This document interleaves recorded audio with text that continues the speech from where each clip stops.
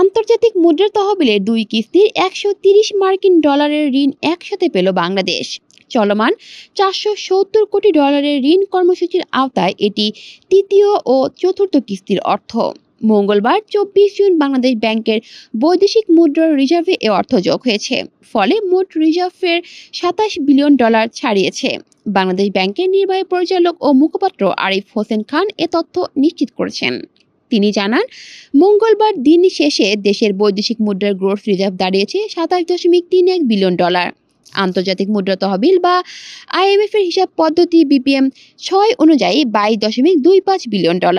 এর বাইরে ব্যয়যোগ্য রিজার্ভ এখন প্রায় 17 বিলিয়ন। মোট রিজার্ভ থেকে স্বল্প মেয়াদী দায় বিয়োগ করলে নিট বা প্রকৃত রিজার্ভের পরিমাণ পাওয়া যায়। তবে এর বাইরে বাংলাদেশ ব্যাংকের রিজার্ভের আরেকটি হিসাব রয়েছে, তা হলো ব্যয়যোগ্য রিজার্ভ। এ তথ্য আনুষ্ঠানিকভাবে প্রকাশ করে না কেন্দ্রীয় ব্যাংক। সংশ্লিষ্ট সূত্রে জানা গেছে, দেশের ব্যয়যোগ্য প্রকৃত রিজার্ভ এখন $17 বিলিয়ন ঘরে আছে। প্রতি মাসে $3 বিলিয়ন হিসাবে এ রিজার্ভ দিয়ে 3 মাসের বেশি আমদানি ব্যয় মেটানো যাবে।